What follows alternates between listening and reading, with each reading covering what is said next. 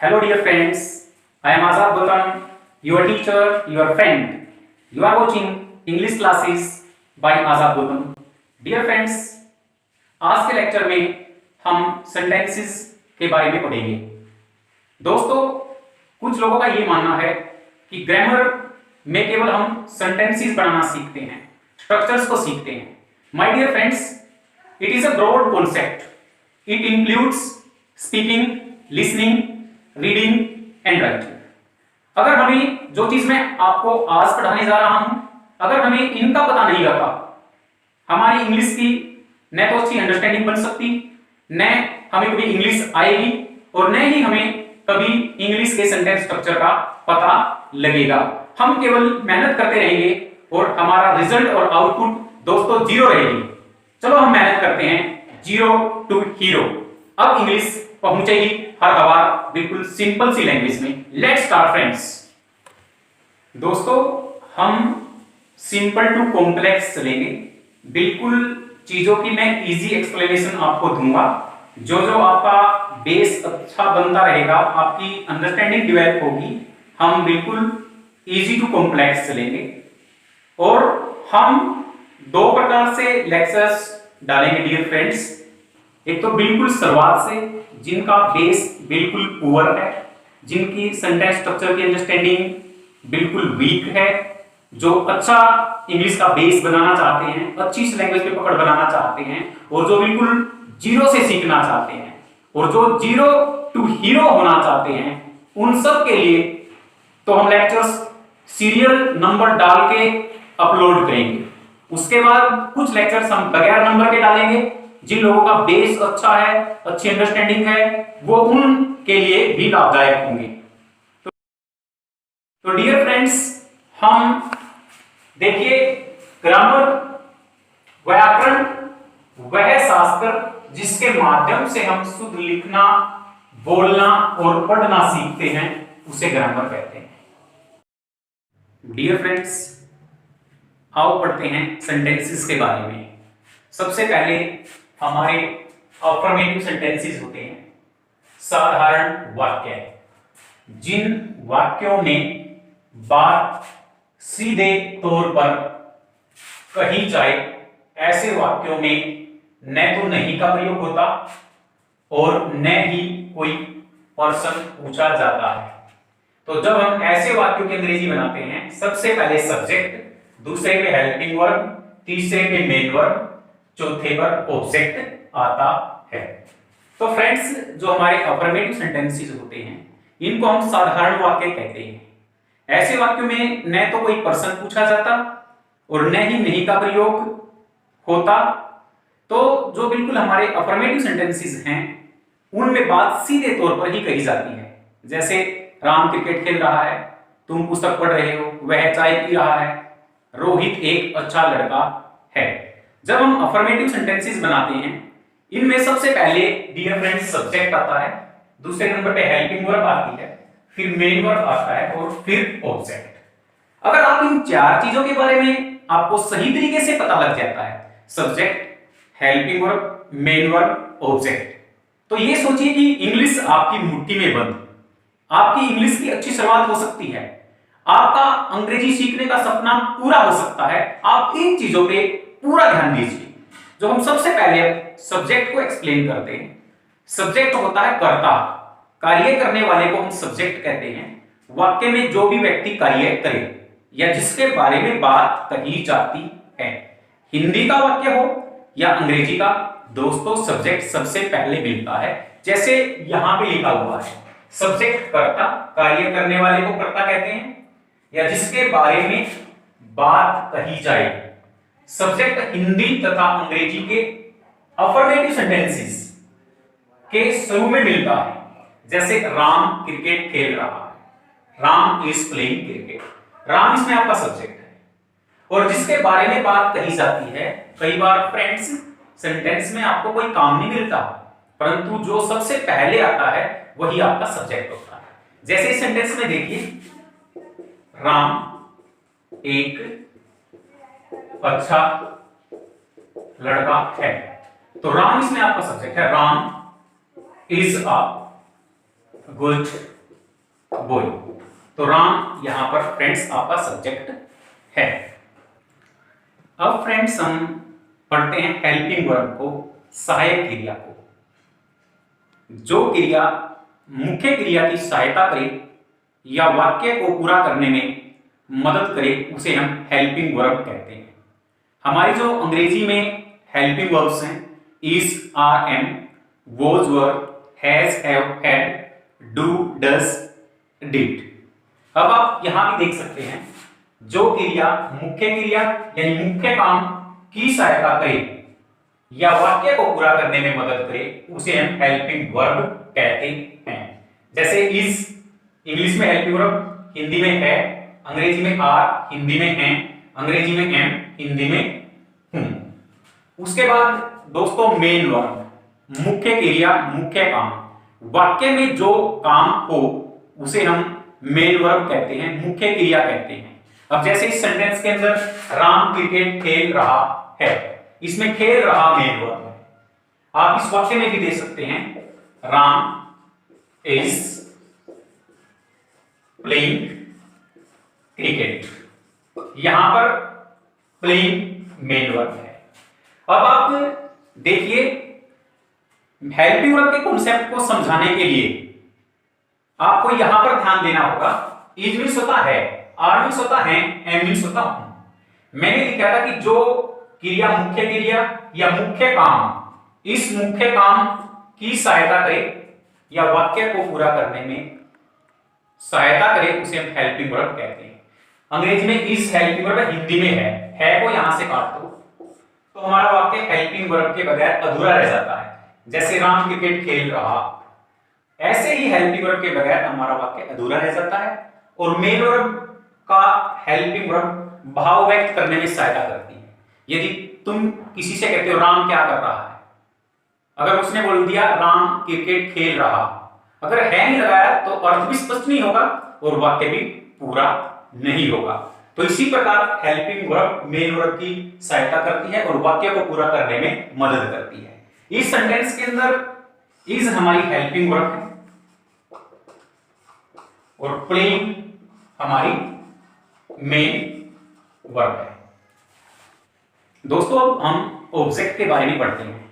Object को हम हिंदी में कहते हैं कर्म। कर्म ऑब्जेक्ट क्या होता है? जिस पर कर्ता का फल पड़े। थोड़ा सा बिल्कुल सिंपल आइए, subject helping verb main verb को छोड़ के जो बच जाता है वाक्य में वो आपका ऑब्जेक्ट होता है, या जिसके ऊपर या जिसके माध्यम से काम होता है आप उसको भी ऑब्जेक्ट कह सकते हैं।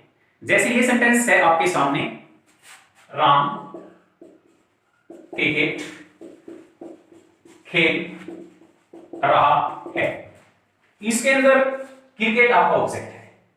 जैसे राम इज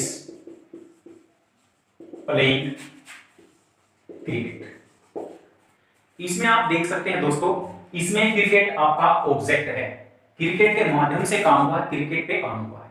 अब ये हमारा कंप्लीट सेंटेंस बन गया। अब देखिए सब्जेक्ट हमारा राम है, हेल्पिंग वर्ब हमारी इज है, मेन वर्ब हमारी प्लेइंग है, ऑब्जेक्ट हमारा क्रिकेट है। शुरुआत में हमने यही सारी चीजें लिखी थी। पूरी अंग्रेजी में सब्जेक्ट और ऑब्जेक्ट आपका सेम रहता है, केवल हेल्पिंग वर्ब और मेन वर्ब चेंज होती है। वो मैं आपको हर लेक्चर्स के माध्यम से क्या कौन सी चीज किस जगह यूज होती है वो मैं सारा आपको स्टेप बाय स्टेप क्लियर करूंगा।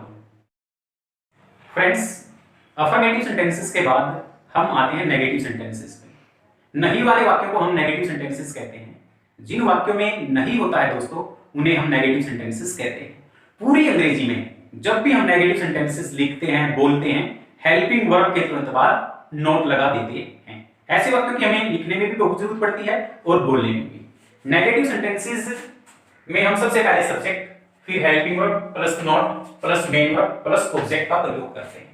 उसी सेंटेंस को हम लेके समझेंगे। जैसे राम क्रिकेट नहीं खेल रहा है, Ram is not playing cricket. तुम क्रिकेट नहीं खेल रहे हो, you are not playing cricket. मैं क्रिकेट नहीं खेल रहा हूं, I am not playing cricket. Dear friends, helping verb का प्रयोग हम सब्जेक्ट के नंबर के अनुसार यूज करते हैं। जब मैं आगे वाले लेक्चर्स में आपको सभी हेल्पिंग वर्ब्स का यूज सिखाऊंगा तो हर चीज को उसमें मैं आपके लिए शेयर करूंगा। डियर फ्रेंड्स, नेगेटिव सेंटेंसेस के बाद आते हैं इंटेरोगेटिव सेंटेंसेस। जिंदगी में कभी सीधा सेंटेंस बोलना पड़ता है, कभी नहीं वाला बोलना पड़ता है, तो कभी क्वेश्चंस पूछने पड़ते हैं दोस्तों। तो इंटेरोगेटिव सेंटेंसेस प्रश्नवाचक वाक्य। सबसे पहले तो हमें यही पता होना चाहिए कि इंटेरोगेटिव सेंटेंसेस होते क्या हैं। इंटेरोगेटिव सेंटेंसेस प्रश्नवाचक वाक्य होते हैं। जिन वाक्यों में कोई प्रश्न पूछा जाता है उन्हें हम इंटेरोगेटिव सेंटेंसेस कहते हैं। हिंदी तथा अंग्रेजी में इंटेरोगेटिव सेंटेंसेस दो प्रकार के होते हैं। जो पहली प्रकार के इंटेरोगेटिव सेंटेंसेस हैं वो फ्रेंड्स हिंदी के शब्द क्या से आरंभ होते हैं। जैसे क्या तुम क्रिकेट खेल रहे हो, क्या वह चाय पी रहा है, क्या राम क्रिकेट खेल रहा है। तो जब हम ऐसे वाक्यों की अंग्रेजी बनाते हैं फ्रेंड्स, उनमें हम कभी भी क्या के लिए व्हाट का प्रयोग नहीं करते। ऐसे वाक्यों में हम हेल्पिंग वर्ब को सब्जेक्ट से पहले ले आते हैं। और जब हम ऐसे वाक्यों की हिंदी बनाते हैं तो हिंदी के आरंभ में अपने आप क्या लग जाता है। ऐसे वाक्यों में helping verb plus subject plus main verb plus object. जैसे इज राम प्लेइंग क्रिकेट, क्या राम क्रिकेट खेल रहा है। आर यू प्लेइंग क्रिकेट, क्या तुम क्रिकेट खेल रहे हो। ऐसे क्वेश्चंस का आंसर हम फ्रेंड्स हां या नहीं में दे सकते हैं। जो दूसरी प्रकार के इंटेरोगेटिव सेंटेंसेस होते हैं दोस्तों, उनमें हम हिंदी के जिन वाक्यों के बीच में क्या, कौन सा, कौन से, कब, क्यों, कितने, कैसे, ये सब आते हैं तो वो दूसरी प्रकार के इंटेरोगेटिव सेंटेंसेस होते हैं।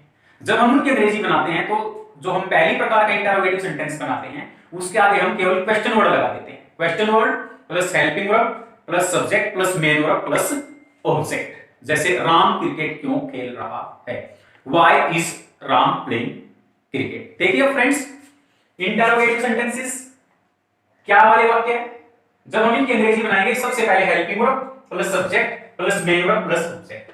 ऐसे क्वेश्चंस का आंसर हम यस या नो में दे सकते हैं। इज राम प्लेइंग क्रिकेट, क्या राम क्रिकेट खेल रहा है। हाँ राम क्रिकेट नहीं, हाँ राम क्रिकेट खेल रहा है। आर यू लर्निंग इंग्लिश, क्या तुम अंग्रेजी सीख रहे हो। हाँ हम अंग्रेजी सीख रहे हैं। आर यू डांसिंग, क्या तुम नाच रहे हो। हाँ हम नाच रहे हैं। नहीं हम नहीं नाच रहे हैं। उसके बाद जो दूसरी प्रकार के इंटेरोगेटिव सेंटेंसेस हैं, ऐसे वाक्यों के बीच में क्या, कौन सा, कौन से, कब, क्यों, कितने, कैसे, ये शब्द आते हैं तो वो दूसरी प्रकार के इंटेरोगेटिव सेंटेंसेस होते हैं। तो जब हम इनकी अंग्रेजी बनाते हैं दोस्तों सबसे पहले हम यूज करते हैं question word. Question word plus helping verb subject main verb plus object. Cricket क्यों खेल रहा है, why is Ram playing cricket. ऐसे क्वेश्चंस का आंसर डियर फ्रेंड्स हम हां या नहीं में नहीं दे सकते। हमें बताना पड़ेगा क्योंकि आज राम का मैच है इसलिए राम क्रिकेट खेल रहा है, यह राम की हॉबी है इसलिए वह क्रिकेट खेल रहा है। डियर फ्रेंड्स, अब हम लेते हैं interrogative and negative sentences. Interrogative and negative sentences भी दो प्रकार के होते हैं। जो पहली प्रकार के इंटेरोगेटिव एंड नेगेटिव सेंटेंसेस होते हैं प्रश्नवाचक और नकारात्मक वाक्य, ये भी दो प्रकार के होते हैं। पहली प्रकार के क्या से शुरू होने वाले और नहीं वाले। ऐसे वाक्यों में भी हम क्या के लिए व्हाट का प्रयोग नहीं करते बल्कि हेल्पिंग वर्ब को सब्जेक्ट से पहले लगाकर सब्जेक्ट के तुरंत बाद नोट लगा देते हैं। Helping verb plus subject plus note plus main verb plus object. क्या राम क्रिकेट नहीं खेल रहा है, is Ram not playing cricket.